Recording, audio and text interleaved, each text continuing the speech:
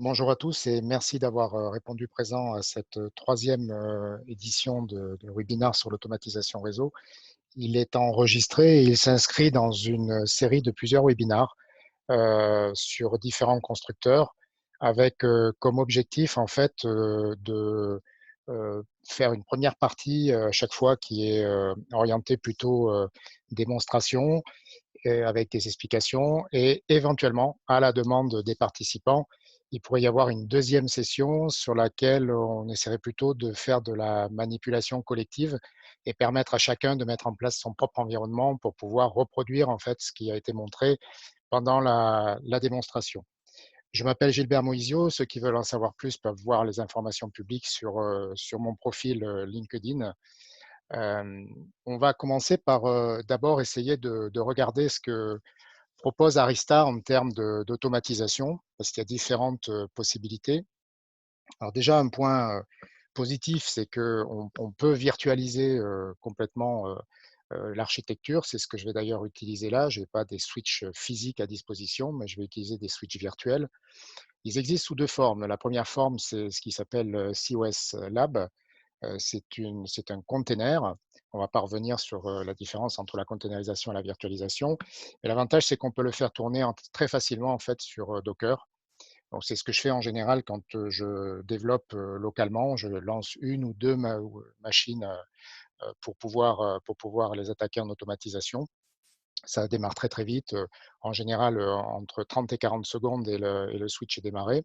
Le container a démarré. Bon, il y a un petit inconvénient que je lui trouve. Alors, outre le fait que c'est pas très démonstratif parce qu'il n'y a rien de visuel, c'est le fait que c'est difficile d'être déterministe quand on crée les réseaux Docker et que l'on fait pointer en fait les containers dessus. Il s'avère qu'en fonction de l'ordre de démarrage, que ce soit avec Kubernetes ou que ce soit avec Docker Compose, on peut avoir des difficultés à obtenir exactement l'architecture que l'on veut. Et c'est vrai qu'il est plutôt conseillé, quand on veut une architecture au-delà de deux containers, de le faire directement en Python avec les API de Docker. Il y a d'ailleurs un exemple qui existe sur GitHub qui permet de construire des architectures avec des containers Arista.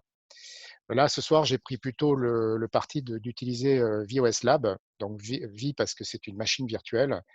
Et pour que ça soit démonstratif, en fait, je vais la faire tourner dans FNG, qui est un outil de simulation, qui est un des outils de simulation. C'est mon préféré pour les trainings. Je peux utiliser GNS3 éventuellement ou Vagrant VirtualBox quand c'est juste pour faire en fait, de l'architecture locale et ne pas avoir une interface visuelle. Mais FNG me paraissait le plus adapté pour ce soir.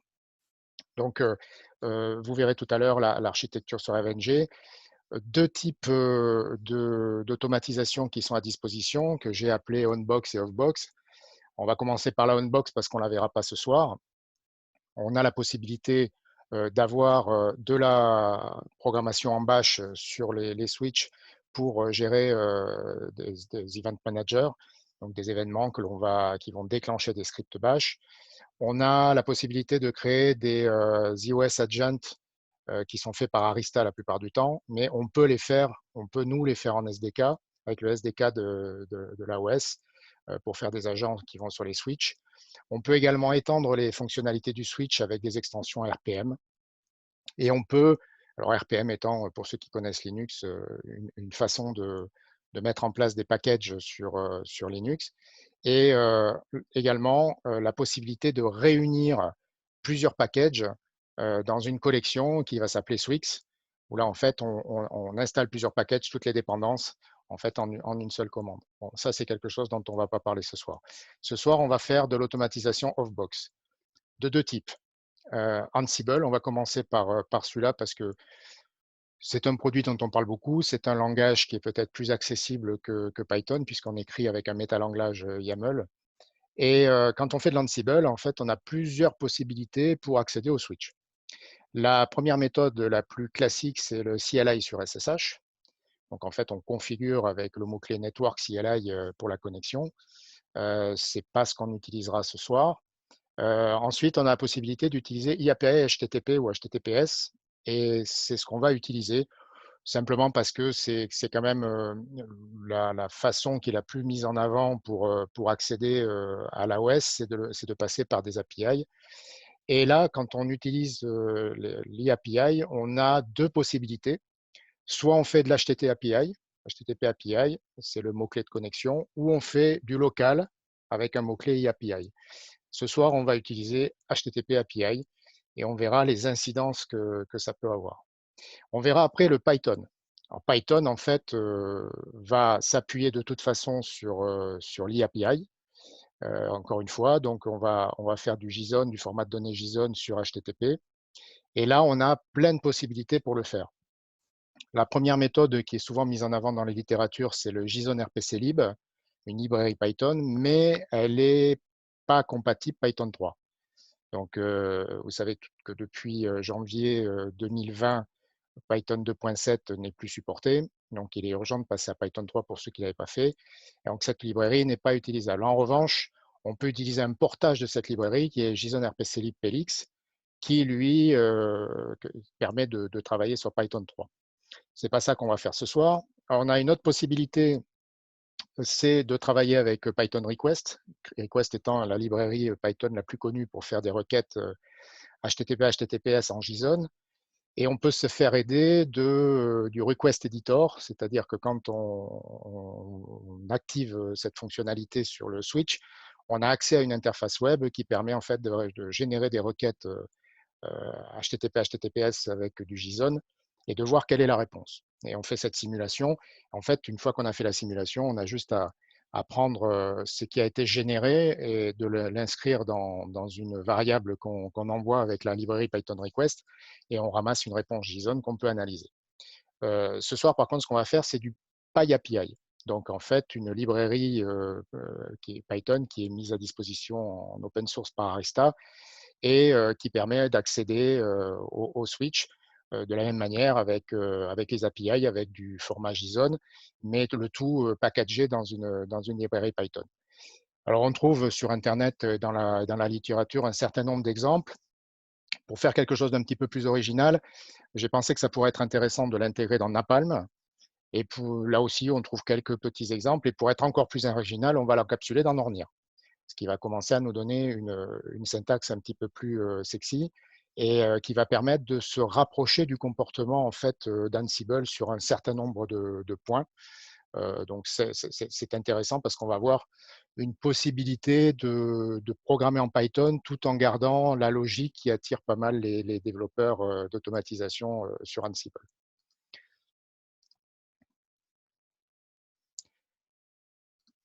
Je vais vous partager la totalité de mon desktop, ça sera plus simple pour la démonstration. On va commencer par aller voir l'architecture. Alors, soyons très très clairs, l'objectif ce soir, ce n'est pas de présenter des architectures réseau qui soient extraordinaires, ce n'est pas non plus d'aller étudier le CLI d'Arista. Donc, l'objectif étant de faire de l'automatisation, j'ai voulu rester relativement simple, faire une architecture qui soit abordable pour tout le monde. Donc, elle est composée de deux switches qui sont en release 4.22, sachant qu'on a d'autres releases ultérieures. Et pour information, parce que ça a échappé à beaucoup de gens, j'entends souvent dire l'iOS est sur Fedora Core. Alors, c'est plus vrai. C'est pas du Linux Fedora. En fait, depuis la 4.23.0F, c'est passé en CentOS 7.5, mais ça a échappé à pas mal de gens parce qu'il n'y a pas eu trop de publicité là-dessus. Et il faut aller lire la release note de la 4.23.0F pour se rendre compte qu'en réalité, on n'est plus sous Fedora. Donc, ceci étant, ça ne change rien à l'architecture. Deux switches qui sont interconnectés par deux liens. Ces liens, on va chercher à les agréger. Et on fera passer deux types de VLAN dessus, le VLAN 10, le VLAN 20. Alors vous imaginez que les ordinateurs qui sont connectés là, de chaque côté, il y en a un qui est dans le VLAN 10, un qui est dans le VLAN 20. Le but étant de réussir à les faire communiquer à la fois dans le même VLAN, mais aussi entre deux VLAN. Pour amener une petite complexité supplémentaire, plutôt que d'essayer de faire du VRP et de faire un équilibrage de configuration, j'ai voulu que la configuration soit asymétrique. Il n'y aura pas de redondance de routage.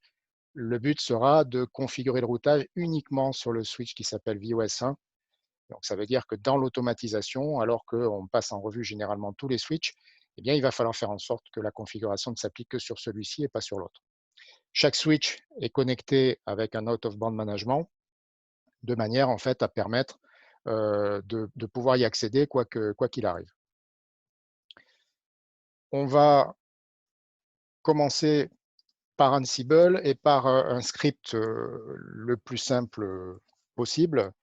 Je travaille, je vous l'ai dit, sous Python 3. Vous voyez sur mon prompt du terminal en fait un certain nombre d'informations. Ce qui est entre parenthèses, c'est mon environnement virtuel.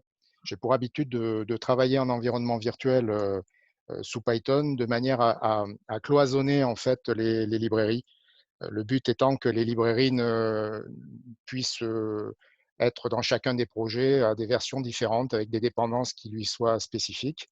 Et c'est pour ça qu'en fait, vous voyez ça entre parenthèses. Et puis à droite, ce que vous voyez en rouge, c'est parce que je suis face à un serveur de versionning et qu'en fait, je mets à jour mon serveur de versionning. Donc, je suis sur une branche qui est la branche master. C'est ce que vous voyez apparaître entre parenthèses. Donc, tout ça, ça fait partie du monde de NetDevOps quand on veut faire de l'automatisation. On ne peut pas faire de l'Ansible sans commencer par faire un petit fichier de configuration. Il est très simple. Je vais lui définir où se trouve le fichier d'inventory. Le fichier d'inventory, c'est celui dans lequel je vais aller mettre les machines sur lesquelles je veux travailler.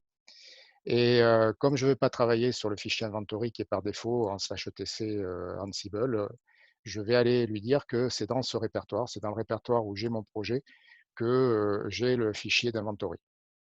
Je lui dis host checking false parce que je ne veux pas être embêté avec les clés SSH.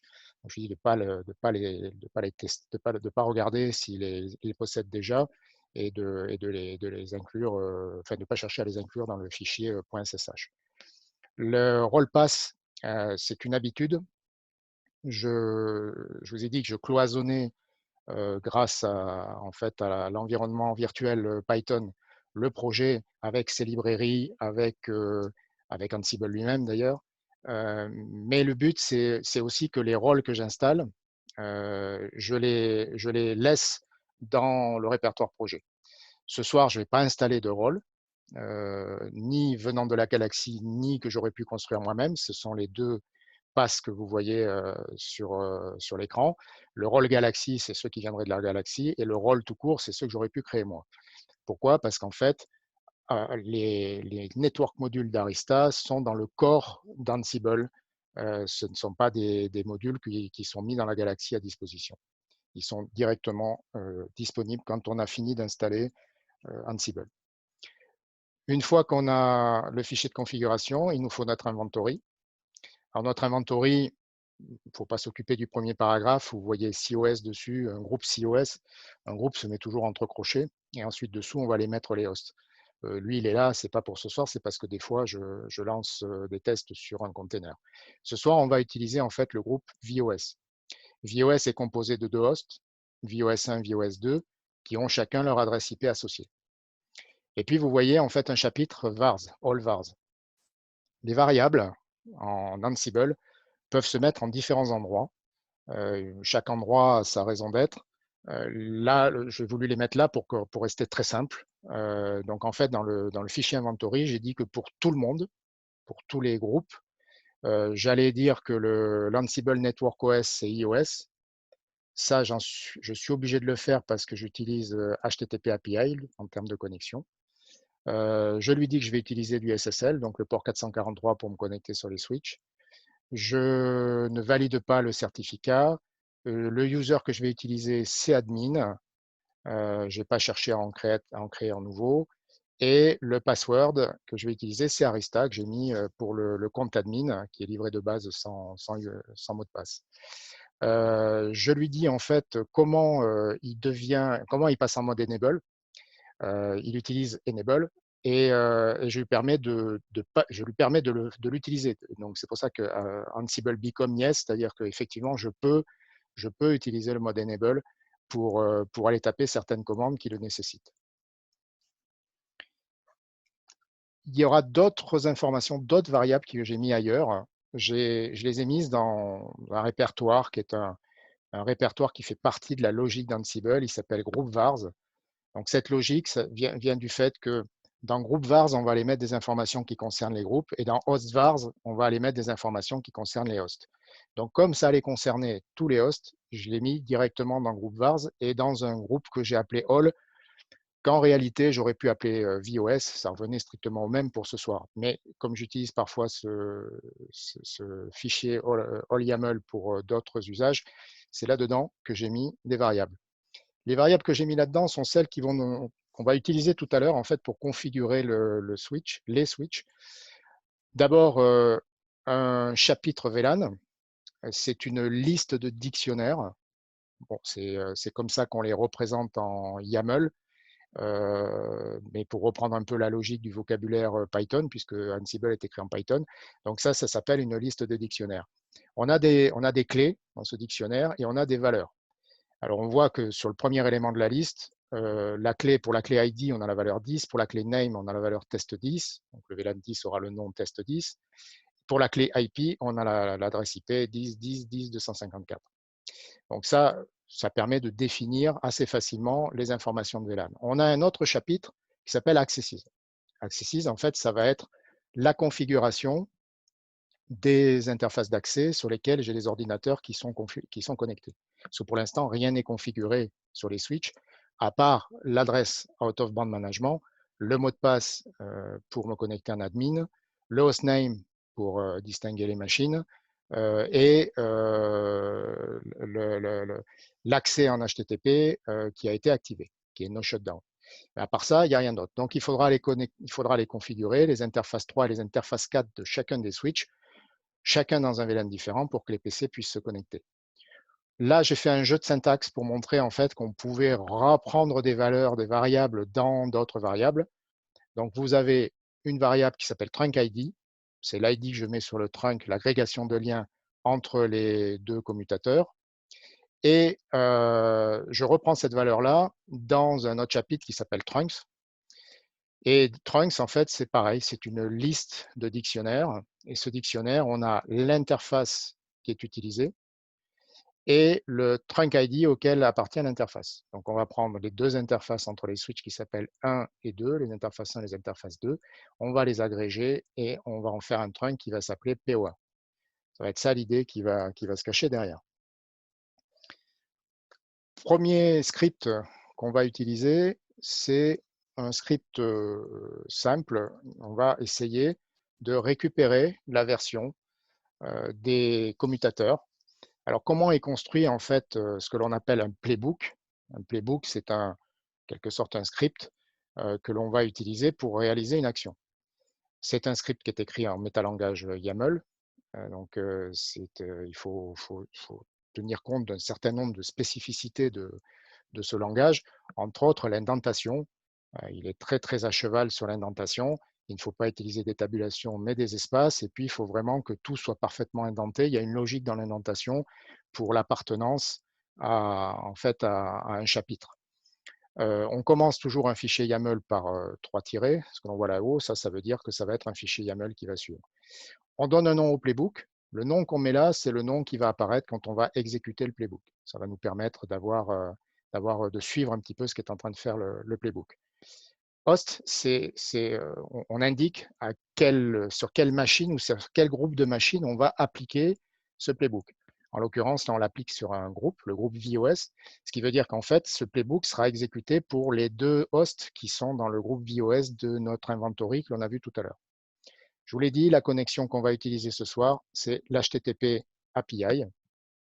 Alors, l'HTTP API, c'est le mode de connexion que je trouve le plus logique dans ce que l'on met en avant sur les façons d'accéder au switch Arista.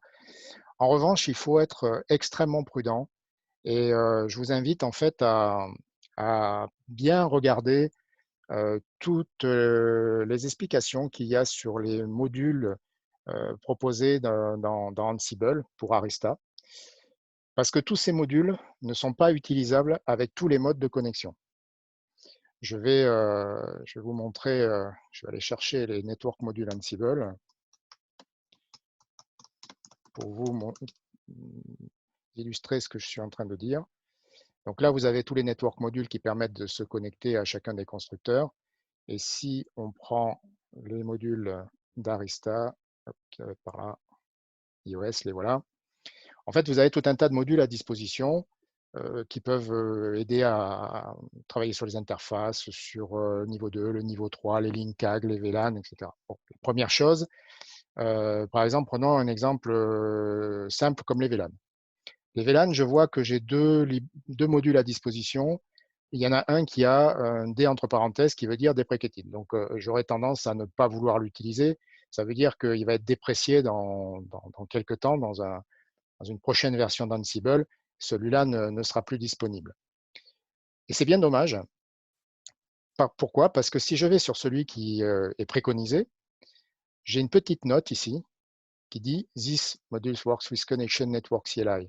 Ça veut dire qu'en fait, je pourrais utiliser ce module qu'à une condition, c'est que j'utilise la connexion network CLI, une des trois connexions possibles pour aller sur les switches Arista.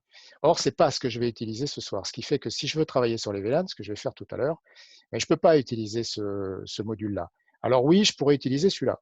Effectivement, si je vais lire ce qui est dit là, il n'y a pas d'impossibilité de l'utiliser avec ce mode de connexion que je vais utiliser ce soir. Mais ce n'est pas ce que je vais faire puisque ce module est marqué déprécié, ou en tout cas, il sera bientôt déprécié. Donc, vous verrez que je vais utiliser simplement iOS config, mais que ça va m'obliger à bien comprendre la gymnastique pour pouvoir faire passer les informations. Parce qu'iOS config, lui, n'a pas de souci, n'a pas de restriction. Je peux parfaitement l'utiliser avec la connexion HTTP API. Donc, soyez très prudents. En fonction du mode de connexion que vous utilisez, tous les modules ne sont pas disponibles et vous prendrez une erreur si vous essayez d'utiliser un module qui ne supporte pas le mode de connexion que vous avez choisi. Ceci étant, donc, je fais la connexion HTTP API ce soir, donc je n'utiliserai que les modules qui sont disponibles. Et je lui dis Gatherfax No.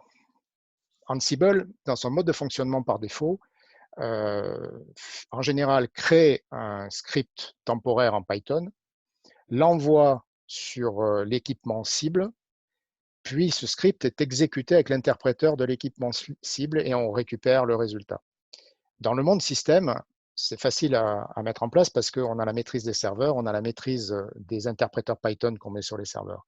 Mais dans le monde du réseau, d'abord, on peut très bien tomber sur des équipements, ou en tout cas, ça a été le cas à une certaine époque, qui n'avaient pas d'interpréteur Python. Alors, c'est de moins en moins vrai. En tout cas, on a du mal à maîtriser la version de Python qui est dessus. Généralement, on ne va pas la changer. Le constructeur a mis ce qu'il voulait et on n'ira pas le changer. Donc, le but, quand on travaille face à des équipements comme ça, c'est de réaliser le script temporaire Python de manière automatique à partir du langage YAML localement sur la machine sur laquelle Ansible est installé. On fait tourner le script en local avec l'interpréteur local du serveur que l'on utilise. Là, en l'occurrence, on est sur un MacBook Pro. Et on n'a aucun intérêt, en fait, à récupérer les informations, donc à récupérer les facts. Ce qu'on aurait tendance à faire en Ansible de manière assez systématique dans le monde système, c'est qu'on récupère les informations système, les principales informations, que l'on peut d'ailleurs utiliser après dans le playbook pour lancer des tâches ou ne pas les lancer en fonction de la machine sur laquelle on se trouve. Mais là, ça n'a pas de sens. Je ne vais pas récupérer les informations de mon MacBook. Ensuite, je vous ai dit tout à l'heure, des vars, on peut en mettre partout. Là, j'ai décidé d'en mettre ici et j'ai mis une variable qui est l'interpréteur Python que j'utilise.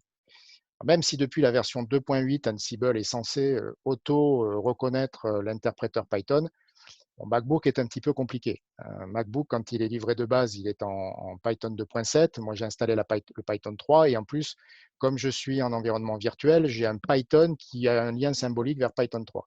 Alors, c'est beaucoup plus simple d'aller dire à Ansible que j'utilise l'interpréteur Python. Ça lui évitera de chercher partout sur la machine s'il trouve des interpréteurs Python et en plus, il va se mélanger les pinceaux quand il aura fini de les trouver. On arrive sur la partie dure du playbook, à savoir la tâche. C'est quand même avant tout ça qu'on attend du playbook. Et là, on va lister les tâches qu'il va réaliser. On va les nommer aussi. toujours pareil, pour avoir ces libellés qui apparaissent quand on l'exécute et on voit comme ça l'avancée du playbook progressivement. La première tâche que je vais réaliser, je vais récupérer des informations, des facts sur le switch, les switches. Pour ça, j'utilise le module iOS Command des network modules Arista qui sont dans le core Ansible et je lui dis que j'envoie une commande, j'en envoie qu'une, c'est show version. Quand je fais un show version, je vais récupérer tout un tas d'informations et pas uniquement la version. Il me remonte plein de choses. Alors, je lui dis que je le fais quand Ansible Network OS égale iOS. Je vous ai rajouté, c'est pas indispensable ça, parce que de toute façon, je tape que sur le groupe iOS, mais je voulais rajouter pour le fun, pour montrer qu'on pourrait très bien avoir éventuellement des machines qui n'auraient pas le label iOS, et à ce moment-là, cette tâche-là ne serait pas exécutée. Le résultat du show version, je l'enregistre dans une variable, j'ai appelé version, j'aurais pu l'appeler n'importe comment, et ça avec le mot-clé register version. Puis je passe à la tâche suivante. La tâche suivante, c'est que je veux non pas faire apparaître toutes les informations que le show version m'a ramenées, mais uniquement faire apparaître la version elle-même. Pour ça, j'utilise la fonction debug message et je lui dis de chercher dans la variable version.stdout de 0. Alors, stdout, c'est un mot-clé qu'on va utiliser en Ansible. Et pourquoi l'indice 0? Parce que si j'avais tapé plusieurs commandes, show version est dans 0, la deuxième commande serait dans 1, et etc., etc. Donc, j'ai tapé qu'une seule commande, c'est donc dans la liste, c'est l'index 0 que je vais utiliser pour aller chercher le résultat de la commande show version. Et j'envoie ça dans un filtre Ansible qui est une regex search. Et je lui dis que je cherche en fait une ligne, une information qui commencerait par software immerge version 2 points et qui finirait par quelque chose, peu importe quoi. Donc on va lancer ce playbook et voir ce qu'il va nous faire.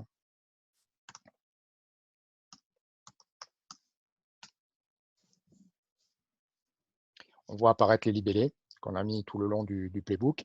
Il me dit que la tâche, il a réussi à la faire sur VOS 1, VOS 2, quand il a été faire le show version et qu'il a enregistré la variable version.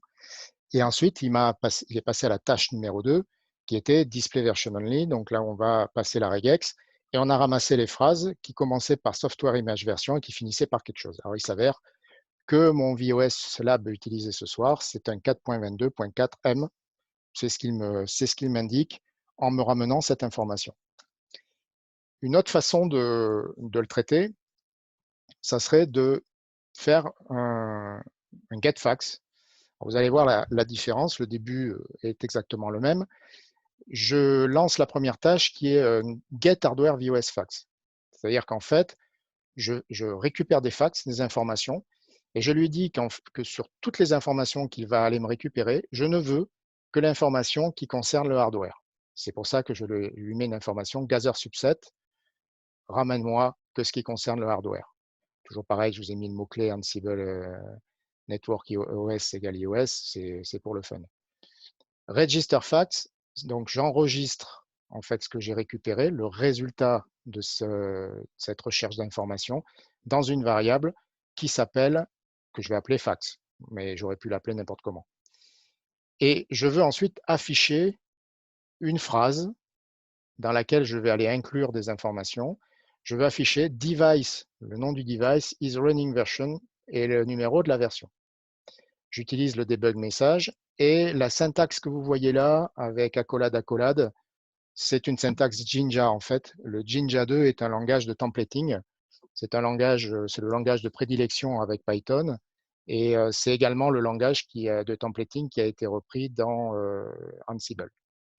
Donc je lui dis d'aller chercher dans les facts. Alors cette syntaxe-là, c'est une syntaxe objet. Donc je vais chercher Ansible facts et Ansible net hostname. C'est-à-dire que le nom de la machine, il l'a mis, lui, dans cette variable-là. C'est Ansible qui va le gérer et le module également d'Arista. C'est cet ensemble-là qui va faire que je vais réussir à récupérer le hostname avec cette syntaxe. Et je vais chercher le fax Ansible net version. Le net version, ça va être la version. Ce qui fait qu'au lieu d'aller chercher dans du JSON avec une regex une information quelconque, en fait, je vais utiliser plutôt cette notation-là qui me permet d'aller taper exactement l'information que je veux. On va le tenter.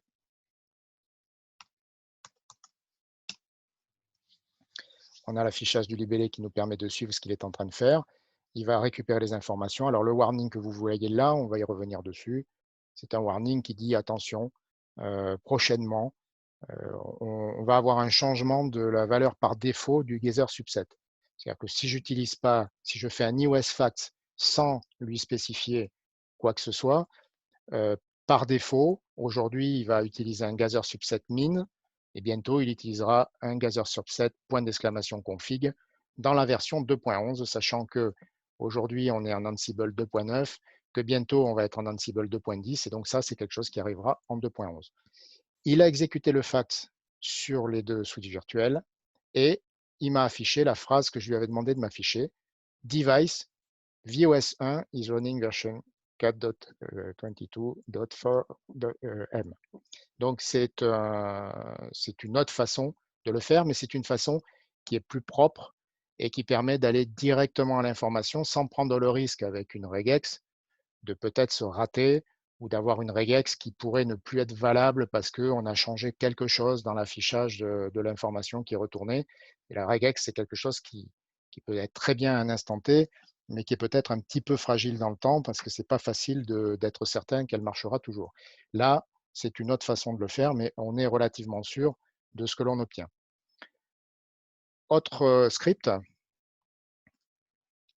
un script dont l'objectif va être de récupérer la configuration du switch et de l'enregistrer dans un fichier. C'est-à-dire en fait de faire une sauvegarde de la configuration tout bêtement, mais avec une méthode qui aurait pu nous permettre de l'afficher à l'écran, sauf qu'on ne va pas l'afficher, on va l'enregistrer dans un fichier. Donc la première tâche qu'on va réaliser, c'est une iOS commande, module iOS commande, et la commande qu'on va taper, c'est un show running config. Donc c'est la running config qui va m'intéresser, c'est pas la startup. Et bon, pareil, toujours mon mot-clé, Ansible Network OS égale iOS, ça c'est encore une fois pour le fun. Le résultat de la commande show running config, je le mets dans la variable que j'ai appelée configuration pour la circonstance, puis je passe à la tâche suivante, qui consistera à sauver en fait la configuration dans un fichier. Pour ça, j'utilise un module Ansible copy. Je lui dis ce que je veux copier, donc dans le content, c'est configuration.stdout de 0. Vous vous rappelez l'explication de tout à l'heure, stdout étant un mot-clé et 0 étant le premier indice qui correspond à la première commande que j'ai tapée dans la liste potentielle des commandes que j'ai mis dans l'iOS commande.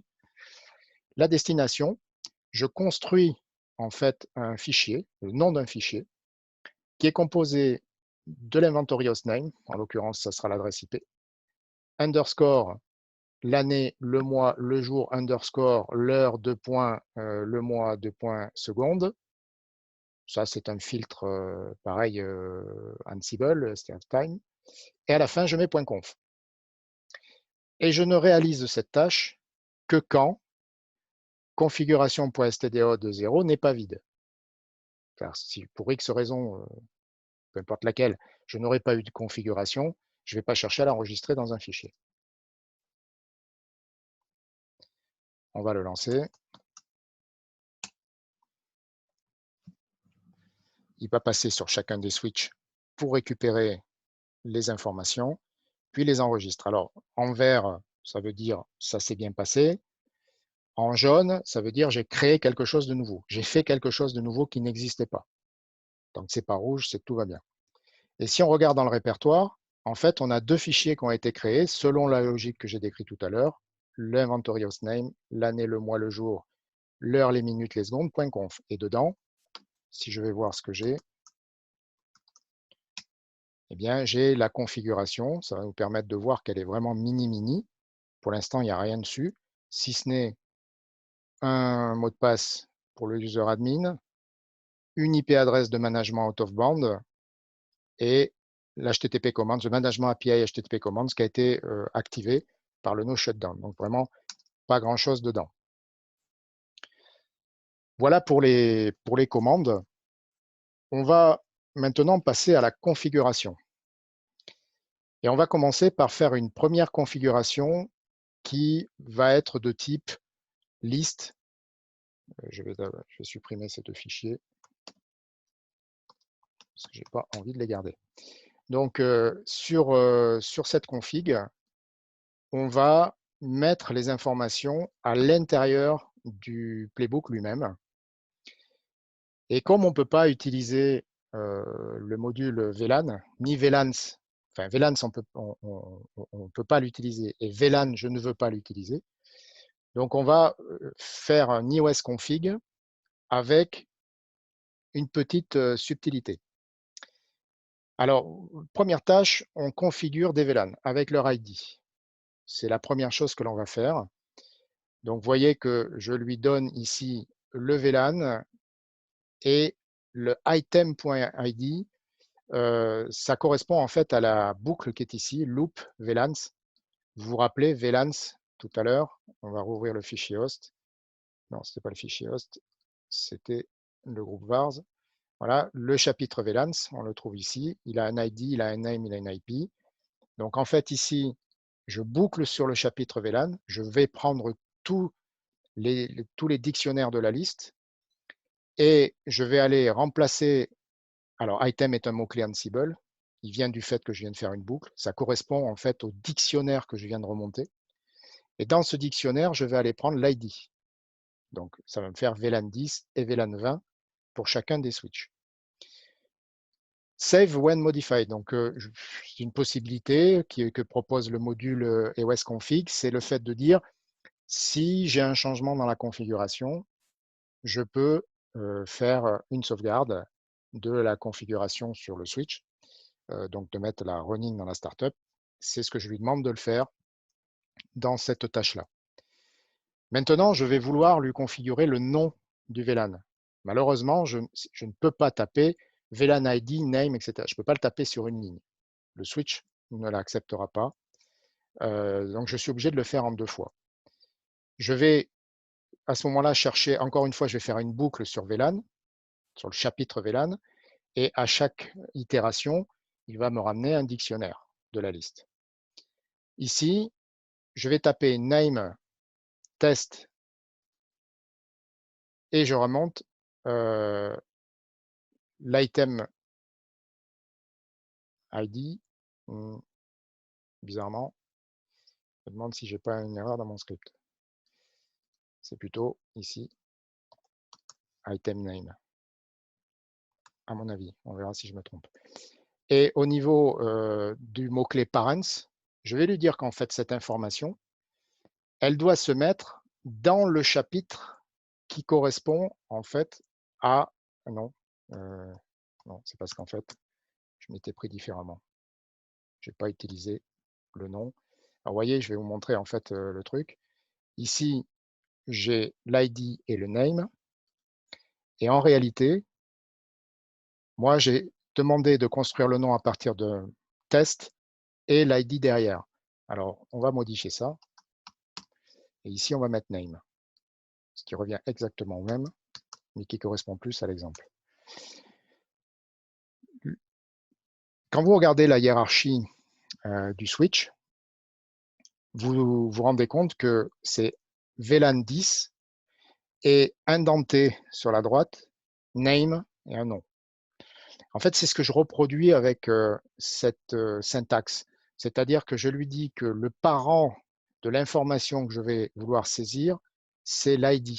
Donc, il va savoir que c'est le VLAN ID qui va être le parent et que dans ce chapitre-là, le sous-chapitre que je vais configurer, c'est son nom.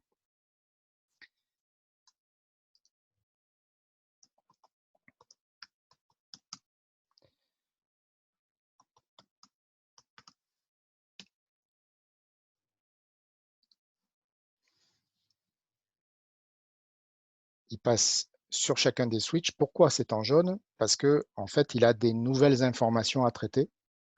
Et pourquoi c'est encore en jaune? Parce qu'il les a appliquées sur le switch.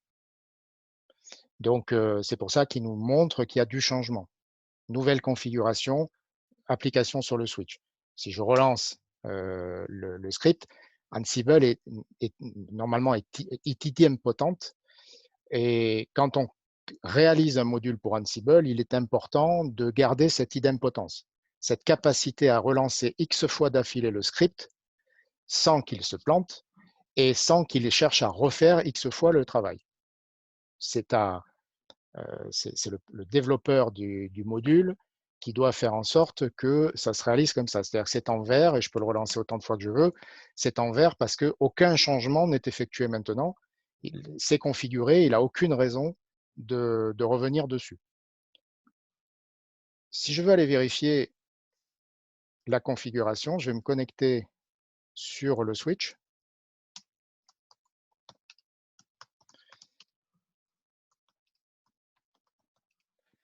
Et je vois que deux VLAN ont été créés, VLAN 10, VLAN 20. Vous voyez ce dont je vous parlais tout à l'heure, cette indentation-là. En fait, quand on réalise la configuration name test 10, normalement, si on l'avait fait à la main, on aurait commencé par taper VLAN 10, puis il m'aurait fait apparaître le fait qu'il était passé dans le chapitre VLAN 10, puis j'aurais tapé name test 10. Et en fait, c'est ça que le script Ansible a reproduit, cette hiérarchie. Le parent, c'est VLAN 10, et la commande que je suis en train de taper, c'est name test 10. Alors, ce n'est pas super pratique, on est bien d'accord. Ça va pour des petites configurations.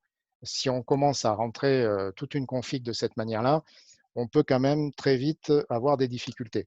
C'est pour ça qu'il est plus intéressant de travailler avec un template. Vous voyez, un script tout simple qui va faire toute la configuration du switch. Parce que pour l'instant, je n'ai rien fait du tout. Si je me connecte sur un des PC, ici, je ne vais pas pinguer grand-chose. J'essaye de rester dans le même VLAN et passer de l'autre côté. Ah, il s'avère que ça marche. Parce que j'ai la config qui était déjà passée sur les switches. Bon, peu importe, je ne suis pas parti d'une config vide. Mais on verra tout à l'heure qu'on a la possibilité de réinitialiser la config. Qu'est-ce qu'on a dans le script Jinja 2? Un langage de template qui me permet de créer la configuration avec plein de variables qu'il va remplir avec ce qu'il va trouver dans le fichier all.yaml. Vous voyez, une boucle for VLAN in VLANs. L'idée reste la même. VLANs, c'est le chapitre complet, c'est une liste. Et VLAN va contenir un dictionnaire, puisque c'était une liste de dictionnaires. Donc, à chaque itération, il ramène un dictionnaire. Et je lui dis VLAN, VLAN.id. Donc, je récupère l'ID du dictionnaire que je viens de récupérer dans la liste. Name, VLAN.name. Il va aller mettre le nom. Vous voyez cette indentation là. Là, par contre, ça va marcher. Le fait que je l'indente dans le template, ça passera. Mais je ne pouvais pas arriver à le faire ça facilement dans Ansible, si ce n'est d'utiliser le mot-clé parent. Donc ici, en fait, il va repasser sur les VLAN. Bon, il s'avère que les VLAN sont déjà créés, donc il ne fera rien du tout, ça ne lui fera rien. La petite particularité dont je parlais tout à l'heure, je ne veux créer les gateways que sur VOS 1. Pour ça, je vais tester dans mon template si l'inventory hostname, qui est un mot-clé Ansible, est égal à VOS 1, à ce moment-là, je fais ça. Je fais tout ce chapitre. Si je suis sur VOS 2, il ne le fera pas. À l'intérieur donc de ce test, j'ai une boucle qui récupère encore les VLAN, les dictionnaires qu'il y a dans la liste, pour aller définir une adresse IP sur chacune des interfaces VLAN. Donc, interface VLAN 10, il y mettra son adresse IP avec un /24. Et à la fin, j'active l'IP routing, que j'aurais pu sortir de la boucle d'ailleurs. Il n'a rien à faire dans la boucle parce qu'une fois aurait suffi. Bref, ça c'est de l'optimisation de développement. For access in access. Donc là, je vais aller récupérer le chapitre access au pluriel, sur lequel je vais à chaque fois aller récupérer un élément de la liste qui est un dictionnaire, de la même manière. Et là, c'est interface Ethernet et le numéro de l'interface, switch port access VLAN et le numéro du VLAN qui lui correspond. Rappelez-vous comment c'était fait. Pour un numéro d'interface, il y a le VLAN auquel l'interface doit appartenir. Même chose pour les trunks. On fait une boucle, on récupère le chapitre trunk, la liste trunk, et pour chacun des éléments de la liste, on prend le dictionnaire et on construit en fait les commandes. Donc interface Ethernet, le numéro de l'interface, channel group, mode active, on lui dit son groupe d'appartenance.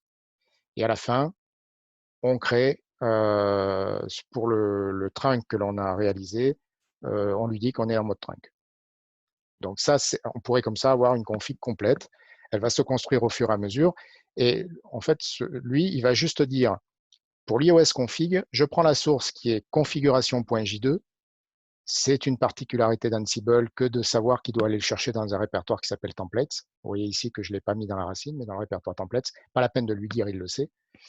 Et je lui dis, comme tout à l'heure, sauvegarde-moi la running sur la startup si jamais une modification a été apportée.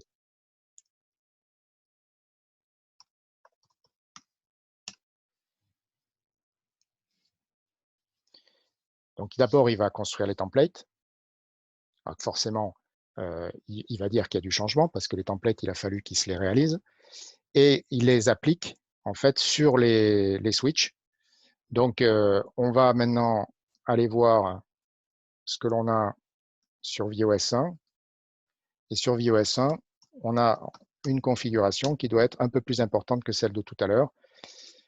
On a notamment les adresses IP qui se sont installées sur VLAN 10 et VLAN 20. On a l'hyperrouting qui a été activé. On a les interfaces access qui ont été créées. On a le trunk qui a été réalisé, etc., etc.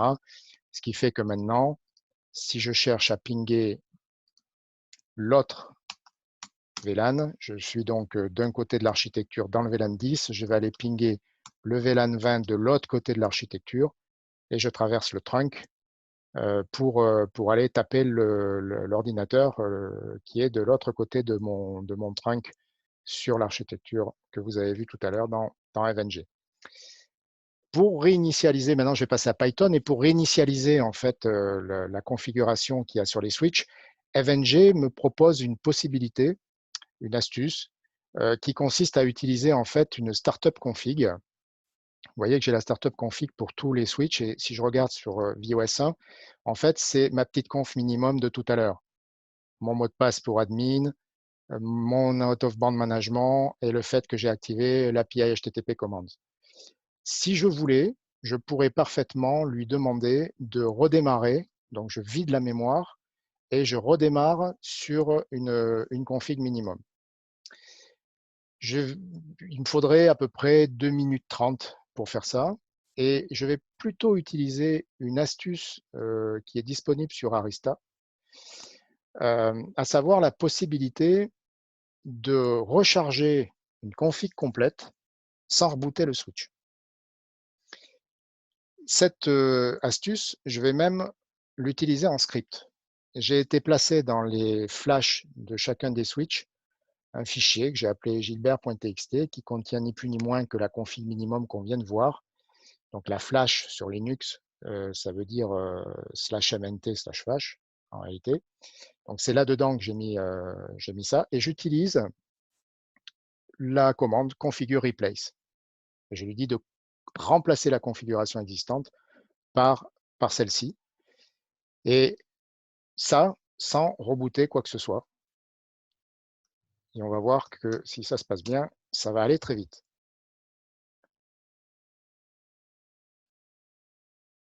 Et ça se passe mal. C'est l'effet démo. Alors, on va s'y prendre différemment et on va wiper, on va stopper, vider les mémoires, puis on va vérifier. Oui, toutes les startup config sont activées, donc c'est sur la startup config qui va redémarrer. Et pendant que les switches redémarrent, je vais regarder, je crois que j'ai des messages qui sont apparus. L'idempotence existe-t-elle avec l'application d'un template? Oui, l'idempotence existe également avec l'application d'un template. il n'y a pas de souci. Encore faut-il évidemment que le développeur du module l'ait prévu, mais normalement, pour être accepté par Ansible, le module qui a été réalisé doit respecter cette idempotence. Et c'est d'autant plus important dans certains cas, parce qu'en fonction des constructeurs, moi-même ayant développé un network module Ansible pour Alcatel, là, ça a été entre guillemets facile, mais je sais que pour d'autres constructeurs, ça n'a peut-être pas été facile parce qu'il y a des constructeurs où si on retape une commande de quelque chose qui est déjà configuré, ça tombe en erreur. Donc, ça veut dire que le développeur, il faut qu'il arrive à le gérer, ça. D'une manière ou d'une autre, il faut qu'il arrive à le gérer. Et il y a des constructeurs, en fait, je peux taper X fois d'affilée la même commande, comme par exemple créer un VLAN, et je peux recréer le même VLAN, il branchera juste pas, il dira rien. Il ne fera rien, peut-être, ou rien de plus que ce qu'il y a dans la conf, mais en tout cas, il ne criera pas parce que le VLAN existe déjà. Donc ça, c'est à la charge du développeur de pouvoir mettre ça au point. On va changer de projet. On va passer sur un environnement différent pour faire le Python.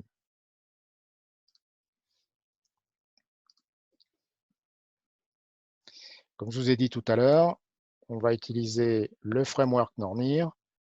Dans Nornir, il y a plusieurs manières d'accéder à des équipements. Je vais utiliser la méthode Napalm.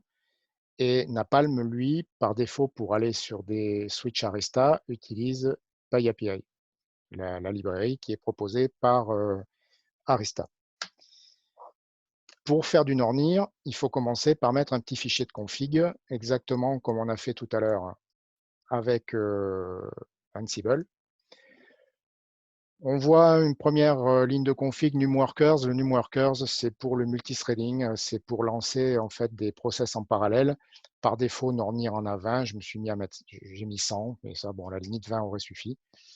Ensuite, je lui donne les informations d'inventory. D'abord, je lui dis qu'on va faire un inventory, un format traditionnel d'inventory, style fichier.ini. C'est pour ça qu'on fait un simple inventory. Et les options, c'est de lui indiquer les fichiers que je vais utiliser. Je vais utiliser des fichiers que j'ai mis dans le répertoire inventory. Le premier fichier, le host file, il va s'appeler inventory/host.yaml. Le group file, ça va être inventory groups.yaml. Et le default file, ça va être inventory defaults.yaml. Il a besoin de ces trois fichiers pour pouvoir démarrer. Le default.yaml,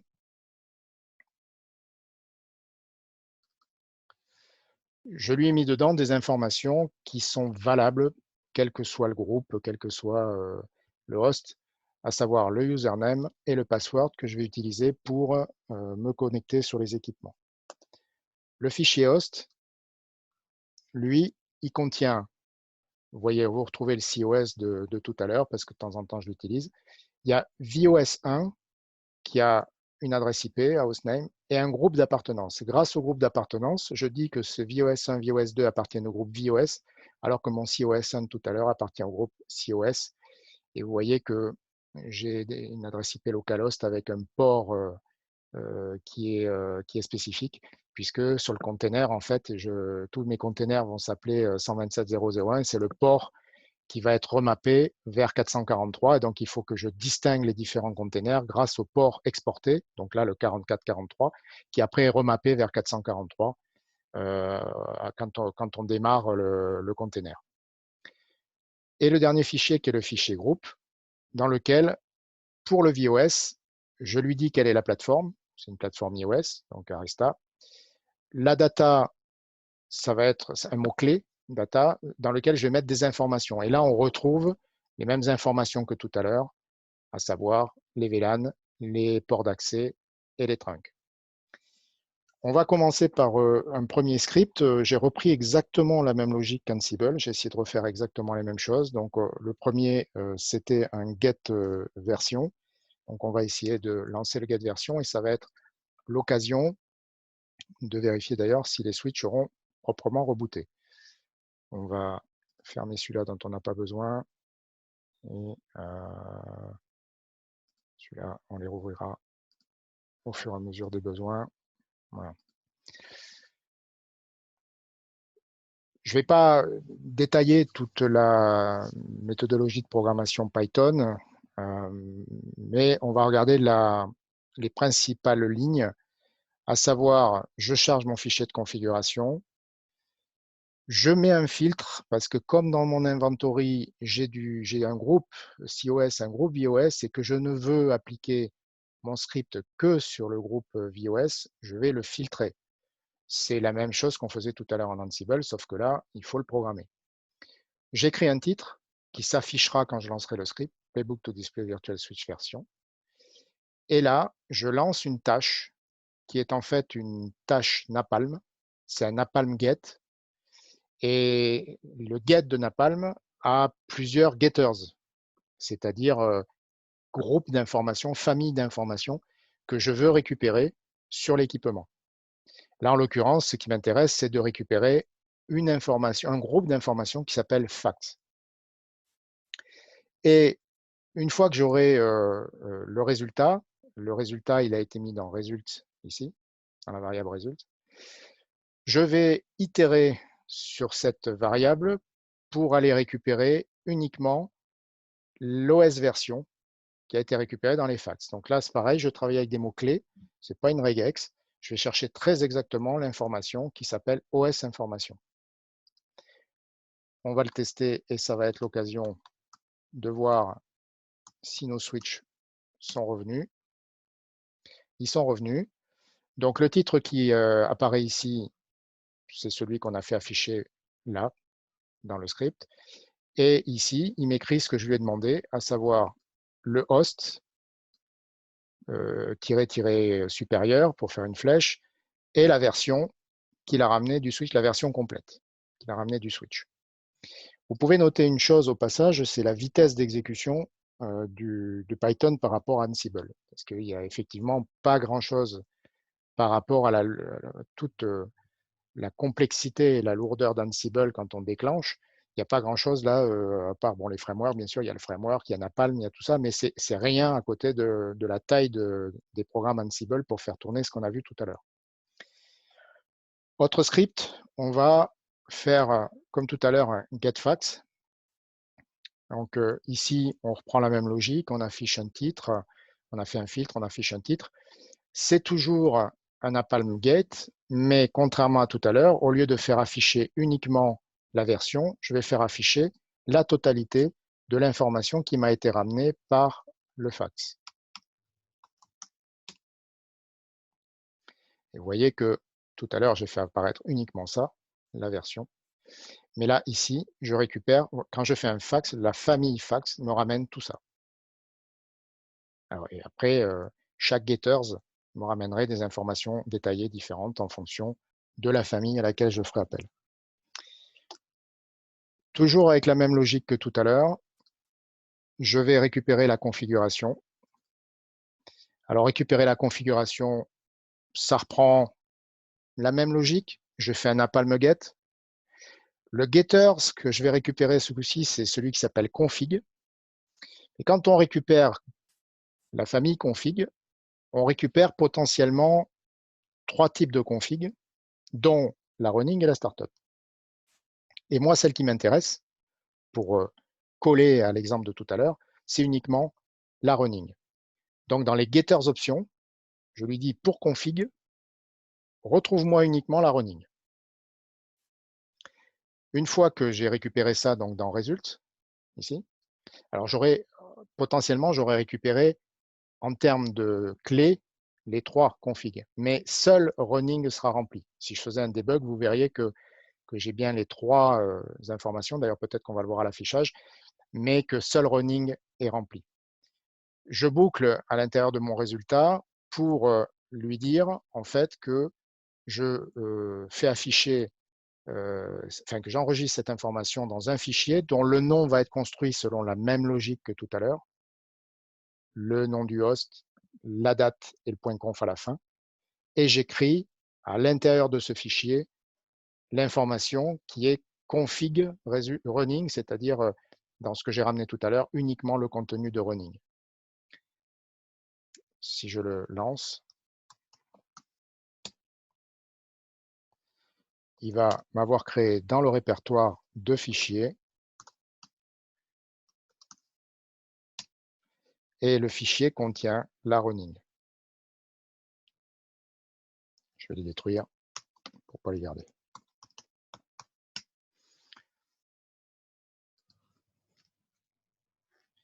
Maintenant, la configuration. Donc, on est revenu sur des switches. On vient de le voir d'ailleurs dans l'affichage du contenu du fichier. On est revenu sur des switches avec des configs minimum. Donc maintenant, on va aller faire une configuration de type list, c'est-à-dire pas avec un template, mais avec les commandes directement dans mon script. Pour faire ça, je vais utiliser en fait une variable ici que je vais construire.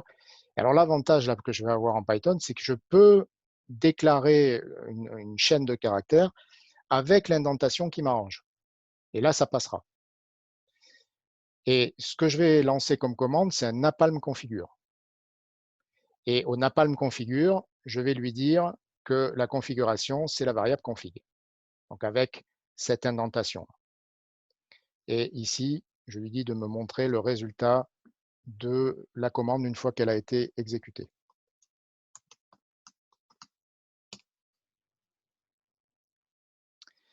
Donc, qu'est-ce qu'il m'indique? Bon, il m'indique qu'il a fait d'abord un changement sur le VOS 1. Ça, c'est ce que me donnent ces deux lignes de message. Et il me fait apparaître ici les changements qu'il a fait. Alors, il me prend quelques lignes avant, quelques lignes après. Pour ceux qui programment, ils connaissent cette présentation-là. C'est le diff, en fait, de Linux, généralement. Et il me dit qu'il a créé VLAN 10, NameTest 10, VLAN 20, NameTest 20. Et pour le deuxième switch, VOS 2, il me dit la même chose. Il me dit d'abord qu'il y a un changement. Et puis, il me montre ce qu'il a réalisé. Donc, il a rajouté des lignes dans la configuration. Maintenant, on se doute bien que si on a une configuration beaucoup plus grosse, il est plus intéressant de passer par un template. Donc, le programme en lui-même, très simple. En fait, je vais lancer d'abord la génération du template.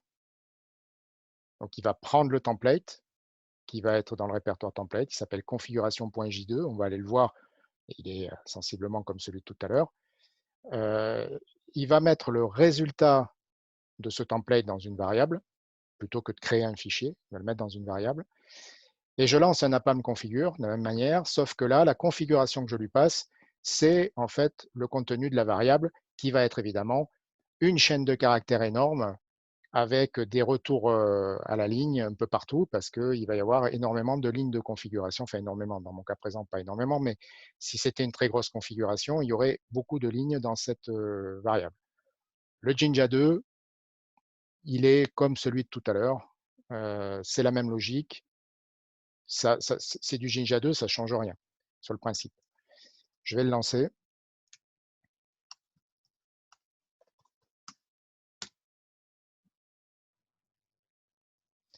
Et comme tout à l'heure, il m'affiche ce qu'il a fait. Donc, il a créé en fait les templates, VLAN 10, VLAN 20, bon ça ils y étaient déjà, interface Ethernet, il les a mis en accès sur le VLAN 10, VLAN 20, il a créé une agrégation de liens entre les deux switches et cette agrégation, il l'a mis en trunk pour faire passer les VLAN. Il l'applique sur le switch et il montre en fait les changements qu'il a fait. Vous voyez que VLAN 10, VLAN 20, il n'a rien fait. Les lignes qu'il fait apparaître là, je vous ai dit, il prend des lignes avant, des lignes après pour montrer comment se situent les modifications à l'intérieur du script, de la configuration. Si je vais sur le switch,